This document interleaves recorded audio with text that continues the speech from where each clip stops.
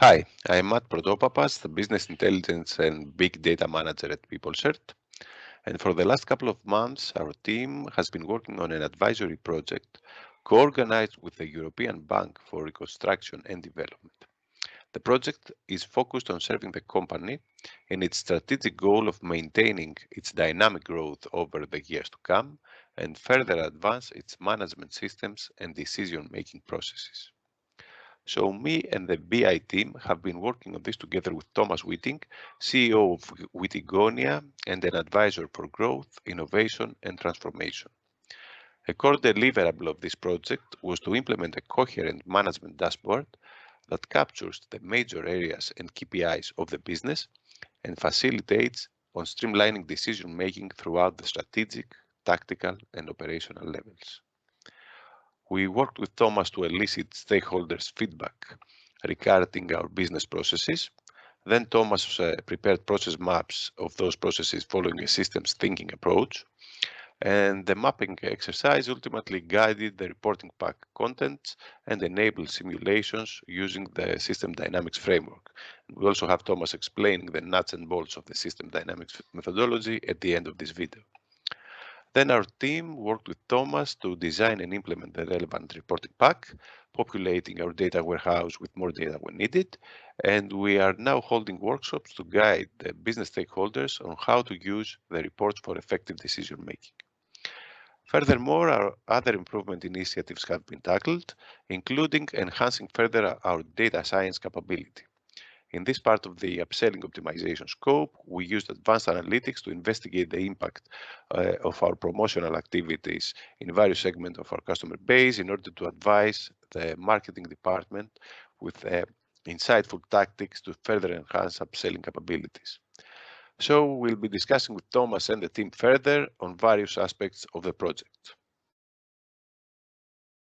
So my first question would be, Thomas, what are your thoughts on the dashboard and how it can help the company streamline its decision-making processes?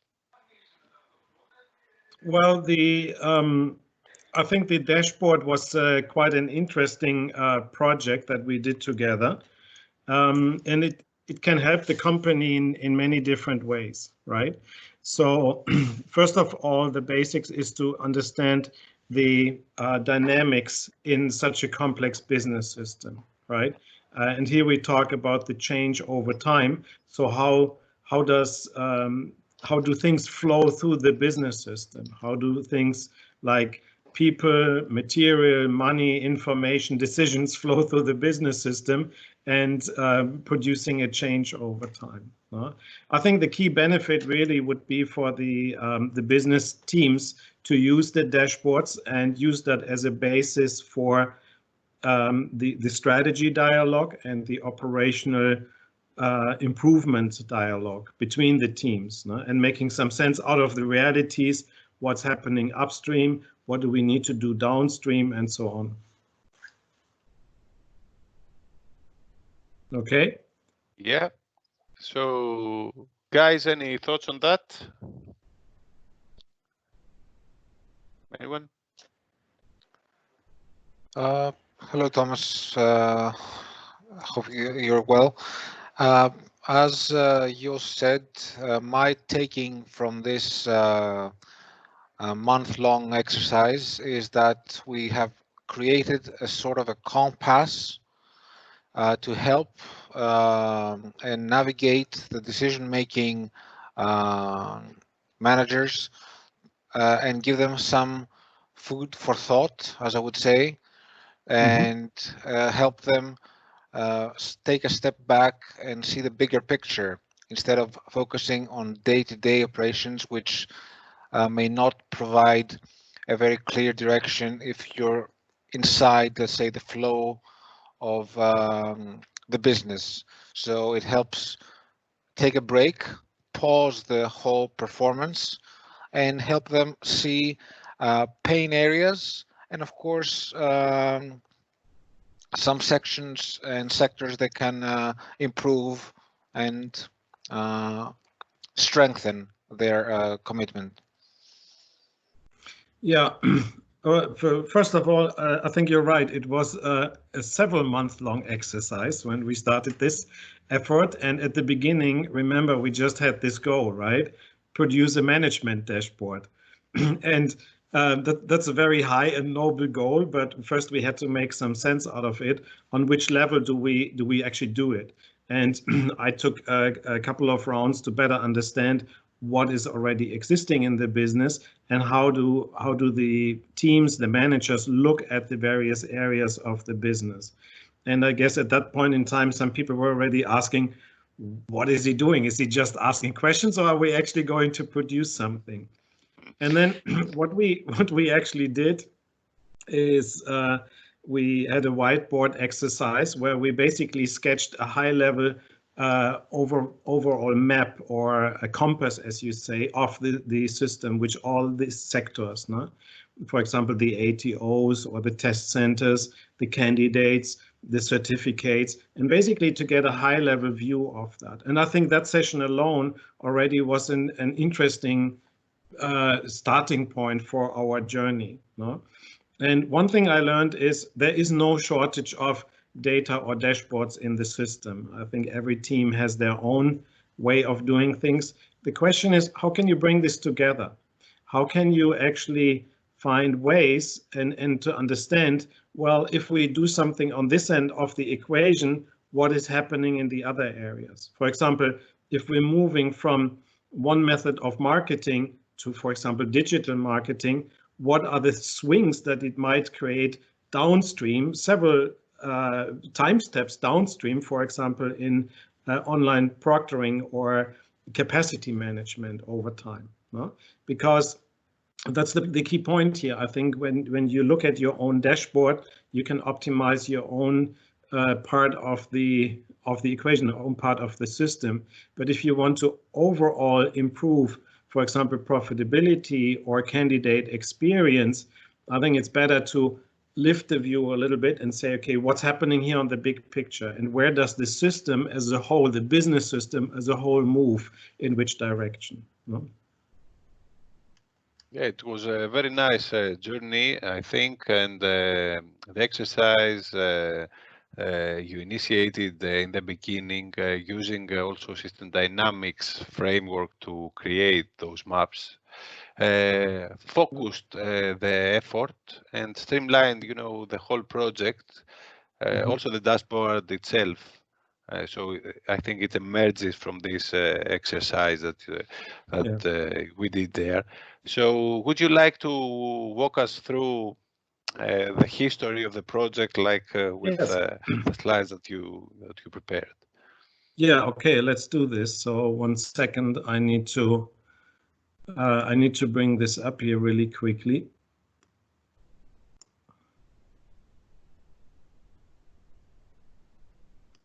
So, okay, I guess now I need to find a way to share the screen. 1 second. Yeah, it's next to the microphone. Oh, I got it. Okay, you see something? Yes, we see the slide pack. So I put together a subsection of the, let's say, the output that we produced together. No? And just to remind ourselves, when we started the exercise, we had basically 2 overall objectives. The first and the most important one was, okay, develop a dashboard. And then later in the middle of the project, when everybody was more excited about this, we also got an additional charter. So the additional charter was basically to also fold the language business in the same work process, so that we can actually take a look at this together. And the second set of objectives was around operational improvement. We're not talking about that so much, but as I was talking already to the various business leaders across the organization, I also provided some, let's say, practical advice on how to further improve the business systems. So Again, this section is more about the making of, and I wanted to provide a brief overview. And basically, the story is how we went from this, which was a wild whiteboard exercise and turned out to be a very complex discussion that we had with the management team actually in a room, and to surface the sectors of the business and the major feedback flows in the business. And later downstream, we turned that into a dashboard, a real-time dashboard, very nice technology, so you can pivot around and filter to your heart's content at any time. So the approach basically that we took was we first focused on the business and IT segment. And here you can see on the left-hand side, we basically used a method which I'm going to explain very briefly in a couple of slides here. It's called system dynamics or stock and flow diagrams, which help us to articulate more clearly how things are flowing through the business. And basically the major steps that we went through was basically to analyze the feedback structure of a given sector, for example, the ATO sector or the trainer sector or the certification management sector and so on. And then to build a report to extract the KPIs. So we from each report, each diagram, we extracted what are the key KPIs. And then also the team turned this into let's say a manageable review or a change management process where the requirements and the stories were captured in Kanban boards. And I think here, Matt and your team, I think you've done a fabulous job in making use of state-of-the-art tools and turn that right away into a management process, a change management process. Now, before I go into some of the details, just to put it up front, how can the business benefit from this? First section I would say is to be able to manage complexity and dynamics. So this is about change over time. And then also the dashboards, because they are constructed in a very specific way, they allow for a very quick comprehensive and a connected diagnosis of performance. So you can see very quickly what's happening and why it's happening. My recommended use for this kind of dashboard exercise is to basically have the dashboards as a central part of the business reviews, where the strategy conversation takes place, the operational conversations take place. And my rule of thumb always has been only what is in the system can actually be talked about. So that is what counts. And this is a good way to hold also each other accountable and make sure that the system reflects, the dashboard reflects the actual state of the business and the processes. Also, I think this is a good way to establish a rhythm of the business. So where you have regular review meetings for marketing, sales, delivery operations, organization management, and even strategy reviews or competitive reviews. Okay. Now, a more advanced version of this would look into a way to also sorry, I just pressed the wrong button here. The advanced version would look into quantitative scenario planning. So you can actually use the underlying system or structures to ask question about what would happen if we, for example, see a sudden inflow or a sudden drop in demand. How does it articulate itself in the business? Now, a quick intro into system dynamics. Just a couple of things. What we actually have is another video. So for those who want to dive a little bit more into the details of system dynamics, I think this will be a more appropriate way to better learn about these things. But to get everybody grounded, I do a 1-minute version. Actually, we did several education sessions throughout the project, and I'm always very enthusiastic when people pick this up very quickly, what system dynamics is all about. But basically, it's a method of for understanding dynamics in complex systems. And as I said before, this is really about how things flow through a business system, through a business structure, for example. But it also means that we have then a way to diagnose how things change over time. For example, how a demand profile changes over time. By demand profile, I mean, for example, what is the demand for language certifications or the demand for accreditation of trainers, for example. And also supply chains. So do we have the right capacity? Are we shipping enough material at the right time to the test centers, for example? Do we have enough staff for online proctoring and so on? And of course, it's about decision making and resource allocation. So to better make up our mind about what is to be expected, for example, when suddenly, for example, a digital marketing campaign becomes very successful and creates a lot of work in kind of a flow, a ripple effect throughout the business system. At the heart of this, these charts that we often take a look at is this certain feedback structure.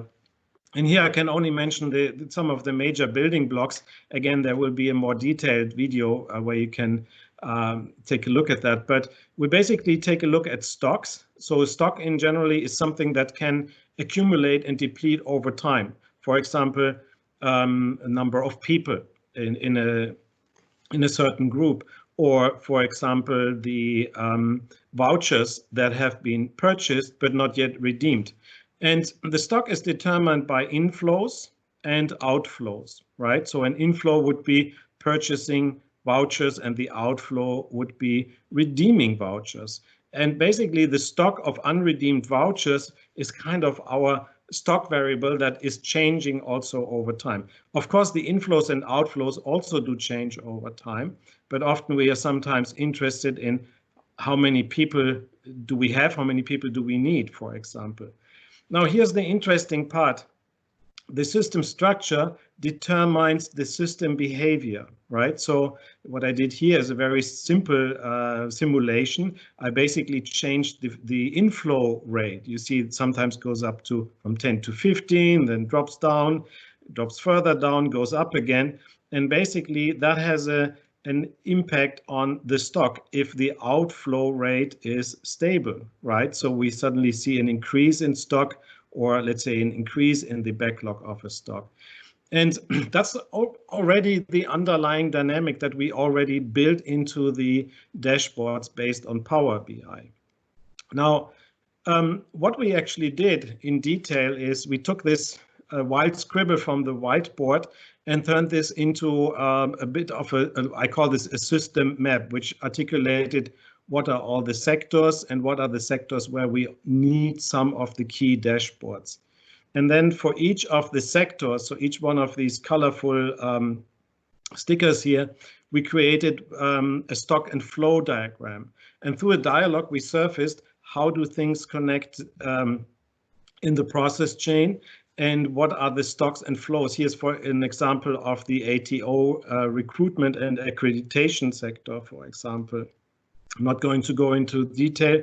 We're going to explain that more when we work with the team. But the interesting part here was that from each of these sectors, so once we had an agreement how that looks like, we were able to extract a directory of or repository of key performance indicators, which then formed the foundation of building the dashboards. And these dashboards are examples of what it looked like in the early stages. So these were dashboards built on Power BI, pulling real-time data from the production system of the company. You know, for example, when it comes to certification data or candidate data or customer data and so on. Of course, pulling the information from different systems. Now, the interesting part here is, and I guess I have a couple more slides for this, when we had such a system, we, for example, were interested in why is a certain movement happening? Again, remember, this is about change over time. So here you see the number of vouchers purchased and not redeemed, which is a backlog of vouchers. And then what you can do now with this method is ask, okay, how is this stock actually moving? And what are the inflows and the outflows that actually create this kind of behavior over here? Yeah, very basic things actually that we put in here, but yet pretty powerful, because now you can diagnose what is happening in the system and also make some connections across. For example, when you see that there's a certain KPI increasing, does it have to do, for example, with the capacity that is in place or we need to have, and so on. So this is a small example of what actually happens. Just for completion, I'm going to skip this very quickly here. This was the first chart that we created, which was the sector chart. So here you see, for example, the certification sector or the ATO, and embedded in the ATOs we have a pool of trainers, for example. And this was, I think, a good clarification exercise. And here in a little bit more detail is an example of the ATO sector. And there you see stocks of ATOs and flows. And you see how ATOs become recruited, they become active. Sometimes they expire, have to be renewed, but some of them actually might also become inactive or dormant. So there's also a flow from the active ATOs to those who become dormant, and then some of them will be reactivated. And of course, like in any business systems, there will be churn. So we're losing some of the entities through churn, for example. So here's an example of KPI, I call it dictionary. Basically, it means what are the areas, the reports, and the definition, and also what are the units of measure for some of these KPIs. So don't want to go through too much of a detail, but this is the high-level approach that we went through, and it can be repeated again and again, also for future purposes in the business. Okay, so Ned, I think that was basically a high-level introduction of what we did. That okay so far? Yeah, very interesting indeed, and it was great to be on the journey with you on this. But I'm very I'm very focused. I want to be focused on the business value. So this, I wouldn't say dashboard. It's a very big pack of reports that can streamline the decision-making process and show dependencies across the various processes of the business. But how can we ensure, and what would be the last steps in order to bring on board and ensure that all the stakeholders use it to make decisions that are effective for the business? What do you think? Well, I think the first step would be to basically immerse yourself in the dashboard, right? To really understand what does it show, what does it not show, and also how is it connected with other dashboards that are not part of this set, for example. So, for example, we know that in the areas like business development, they have a whole set of their specific dashboards, right? Now, or for example, in service delivery, service operations, etc. There's a set of very granular dashboards which still need to be managed, of course. Now, so after understanding it, my second recommendation would be to use it and apply it in the business. And number three, to have a regular dialogue about it. When I'm working with management teams, for example, or I used to do the same thing in the past when I was working in larger organizations, we used to have a regular meeting where we come together. Everybody has seen the dashboards, so you don't need to read the dashboards, but you can have a very informed conversation. What's happening here, right? Why do we suddenly see a change over time? And what does it mean for us in terms of decision making, resource allocation, or maybe even select improvement projects. Give you an example. For example, if you see a sudden increase in churn for ATOs, for example, or trainers, right? That would trigger an investigation of what is causing this, and maybe some of which you can see from the dashboards, but maybe it also triggers what we call a systematic improvement project to figure out how to reduce the churn in a very systematic way. No? Mm-hmm. So, Yes. I mean, in a nutshell, the bottom line outcome is always about business performance in a broader sense, right? Profitability, stakeholder satisfaction, revenue growth, profit growth, and these kind of things. Mm-hmm. And how would you imagine this kind of meetings? So would it be like a top-down where the senior management detects, some areas using those dashboards, and then they drill through into information using the detailed dashboards and reports each business line has, or is it like an ongoing process of sorts where how would you? Yeah, a successful practice, which I have, let's say, implemented and also seen in other businesses, is not that it's really like a top-down investigation, but really it's more a dialogue. That's why I stress this importance of the dialogue. And one way that you can do this is to come together, let's say once a week or once a month, depends on the area of the business. And then the business owners say, okay, I want to provide an update. Everybody has seen the numbers, right? So you don't need to present or talk through the numbers.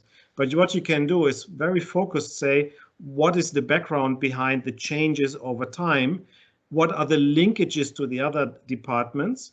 And what is our action that we need to take from this? No? Mm-hmm. So in the past, when people did not have, for example, Power BI dashboards. I'm not talking about PeopleCert, but other organizations, no? Including the ones that I manage. We would come together, and then in the meeting, somebody would show a PowerPoint, right? Mm-hmm. Well, in the moment you show the PowerPoint, the data is already outdated, right? Yeah. Secondly, then you have to read the PowerPoint and to inform yourself. I think the dashboards, it serve the organization in a different way, because you have the information every day right in front of you. You can pivot at any point in time, and then you can use the meeting time more productively and say, let's discuss how can we take this to the next level, right? How can we increase upselling? What are the projects that we need to pick? Where do we need to shift resources? Do we need more people? When? Which people? By what time? Right? Mm-hmm. It's kind of this. That's what I call the operational dialogue that could happen. That's great stuff, Thomas.